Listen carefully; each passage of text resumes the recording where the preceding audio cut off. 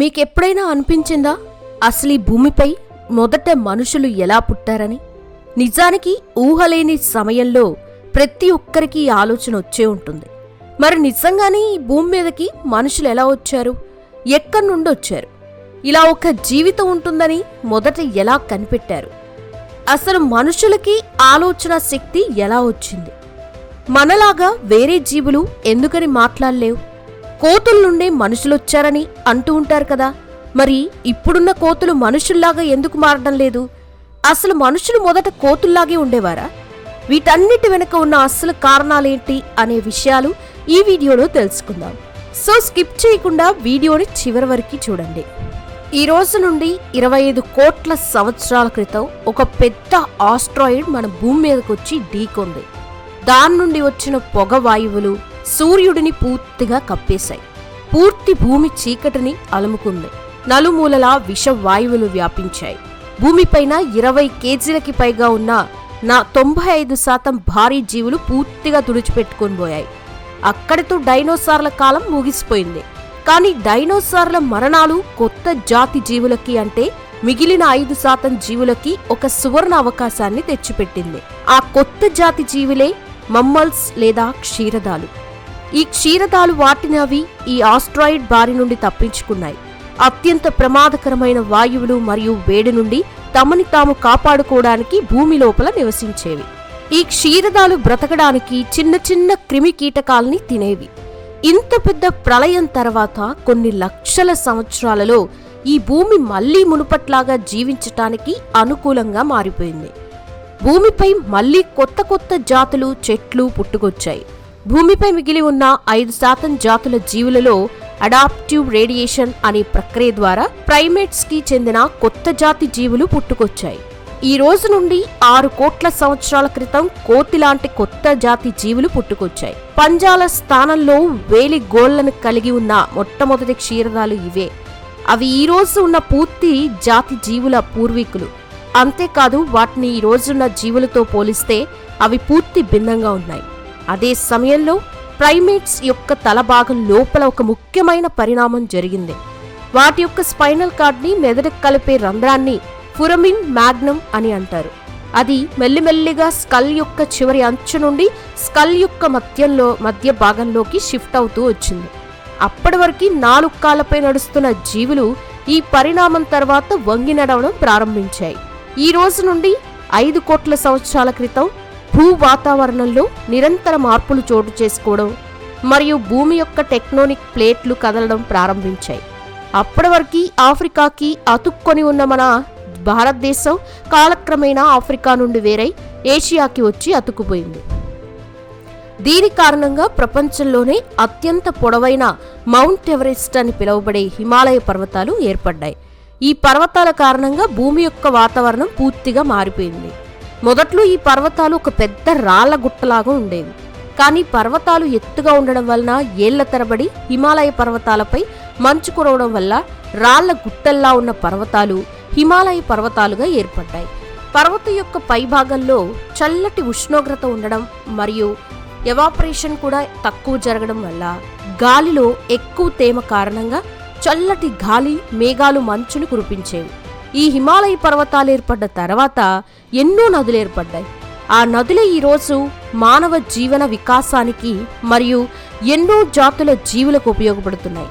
ఈ రోజు నుండి 4 కోట్ల సంవత్సరాల క్రితం గ్లోబల్ వార్మింగ్ చల్లగా మారుతూ వచ్చింది. గడ్డి మైదానాలు ఏర్పడడం, అడవులు క్షీణించటం ప్రారంభమయ్యాయి. ఎవాల్యూషన్లో భాగంగా ప్రైమేట్స్ నుండి కొత్త జాతి జీవులు ఆవిర్భవించాయి. ఈ రోజు నుండి 3.5 కోట్ల సంవత్సరాల క్రితం భూమి యొక్క టెక్టానిక్ ప్లేట్స్లో మరోసారి కలకలం రేగింది. ఆఫ్రికా తూర్పు ప్రాంతాల్లో రిఫ్ట్ వ్యాలీ అని పిలువబడే కొత్త పర్వత శ్రేణులు ఏర్పడ్డాయి. కాలక్రమేణా ఈ రోజు నుండి 2 కోట్ల సంవత్సరాల క్రితం టెక్టోనిక్ ప్లేట్స్ కదలడం వల్ల 2 ద్వీపాలుగా ఉన్న మన భూమి ఇప్పుడున్న 7 ఖండాలుగా ఏర్పడింది. భూమిపై జీవించడానికి కావలసిన అన్ని సౌకర్యాలు అందుబాటులోకి వచ్చాయి. తాగడానికి నదుల నీరు, తినడానికి పండ్లు, ప్రశాంతమైన వాతావరణం, సమయానికి తగ్గట్లు కాలాలు, ఇలా ప్రతి ఒక్కటి ఏర్పడ్డాయి.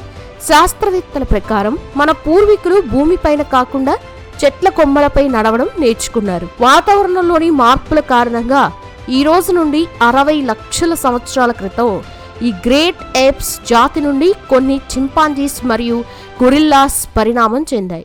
మరికొన్ని సాహిల్ ఆంథ్రోపాస్లుగా పరిణామం చెందాయి. ఈ ప్రక్రియ కొన్ని వేల సంవత్సరాల వరకు సాగుతూ వచ్చింది. వందల్లో ఉన్న మన పూర్వీకుల సంఖ్య వేలల్లో పెరిగిపోయింది. చెట్లపై నడవడం మొదలుపెట్టిన మానవులు మొట్టమొదటి పూర్వీకులు ఈ సాహిల్ ఆంథ్రోపాస్లు. ఈ రోజు నుండి 35 లక్షల సంవత్సరాల క్రితం సాహిల్ ఆంథ్రోపాస్ల నుండి ఆస్ట్రలోపిథెకస్లు పరిణామం చెందాయి. ఈ పరిణామంలో భాగంగా మన పూర్వీకుల మెదడు, ముక్కు, చెవులు మరియు కళ్ళు బాగా అభివృద్ధి చెందాయి. వీళ్ళకి చిన్న మెదడు మరియు పొడవైన దవడ ఉండేది. ఈ రోజు నుండి 30 లక్షల సంవత్సరాల క్రితం చెట్లపై ఉండే ఆస్ట్రలోపిథెకస్లు ఆర్డిపిథెకస్లుగా పరిణామం చెందాయి. చెట్లపై నుండి భూమిపైకి వచ్చి 2 కాళ్ళతో నడవడం మొదలుపెట్టిన మొట్టమొదటి పూర్వీకులు వీళ్లే. వీరు 5 ఫీట్ల పొడవు, 50 కేజీల బరువును కలిగి ఉండేవారు.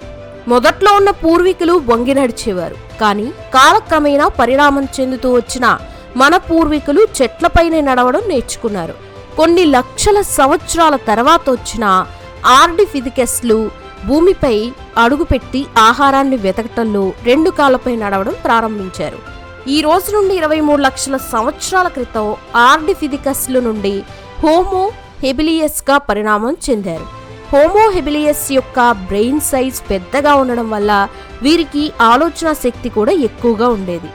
ఇప్పటి వరకు పరిణామ క్రమంలో వచ్చిన మన పూర్వీకుల కన్నా ఈ హోమో హెబిలియస్లు అత్యంత తెలివైన వాళ్ళు. ఆఫ్రికాలోని రిఫ్ట్ వ్యాలీ కారణంగా అక్కడ ఉండే పచ్చని అడవులలో కాలానుగుణంగా వీచే ఋతుపవనాలు పూర్తిగా ఆగిపోయాయి. దానితో వర్షాలు కురవకపోవడంతో అడవులు, నదులు, చెరువులు పూర్తిగా ఎండిపోయాయి. దీని కారణంగా అడవుల్లో తినడానికి కూడా ఏమీ దొరక్కపోవడంతో మన పూర్వీకులైన హోమో హెబిలియస్లు తొలిసారిగా రాళ్లతో ఆయుధాలని తయారు చేయడం ప్రారంభించారు. రాయిని ఆయుధంగా ఉపయోగించడం వల్ల బొటనవేళ్లు మరియు చేతివేళ్లు పటిష్టంగా తయారయ్యాయి. దీని కారణంగా వాటిని మరింత సమర్థవంతమైన పద్ధతిలో ఉపయోగించడం ప్రారంభించారు. ఈ రోజు నుండి 15 లక్షల సంవత్సరాల క్రితం హోమో హెబిలియస్ల నుండి హోమో గార్గిజియస్ నుండి హోమో ఎగస్టార్ నుండి హోమో ఎరకటస్లుగా పరిణామం చెందారు. వీరు హోమో హెబిలియస్ కన్నా చాలా తెలివైన వారు. వీరు ఇతర జంతువులు గుంపులుగా వేటాడడం ప్రారంభించారు. మొట్టమొదటిసారి నిప్పుని వాడడం మొదలుపెట్టింది కూడా వీళ్లే. అగ్నిని కనుగొనడం మన పూర్వీకుల యొక్క గొప్ప ఆవిష్కరణ. ఈ అగ్ని వారికి చీకటి మరియు అడవి జంతువుల నుండి రక్షణ కల్పించేది. ఒకే దగ్గర ఉండడం, కలిసి తిరగడం వల్ల కుటుంబాలు కూడా ఏర్పడ్డాయి. వేటాడిన జంతువులను నిప్పుపై కాల్చుకుని తినడం అలవాటు చేసుకున్నారు.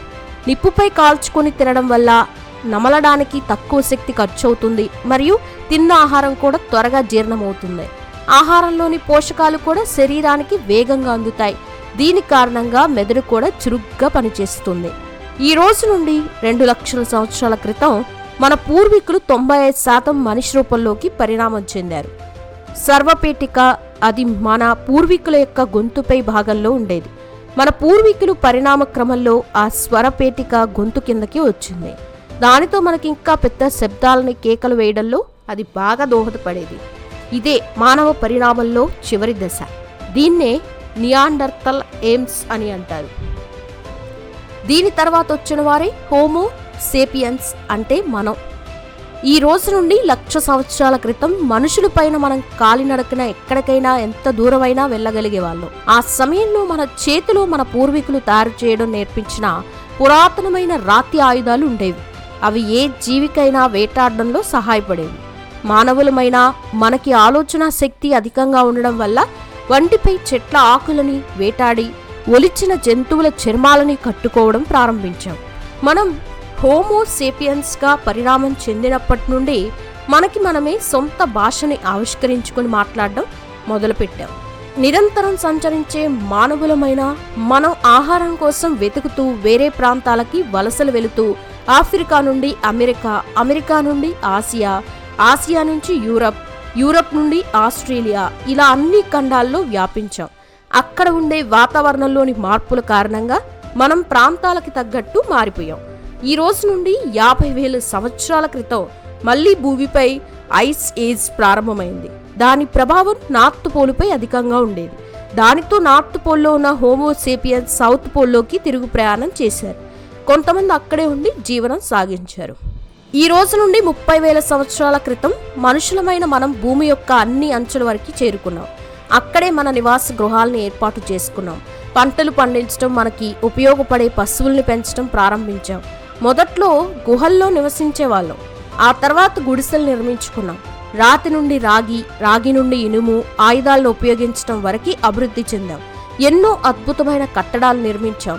కులం, మతం, జాతి, వర్ణం వంటివి అన్నీ మనమే ఏర్పాటు చేసుకున్నాం. ఎన్నో గుళ్ళు, గోపురాలు నిర్మించాం. ఎన్నో పోరాటాలు చేశాం. ఎన్నో ఆవిష్కరణలు కూడా చేశాం.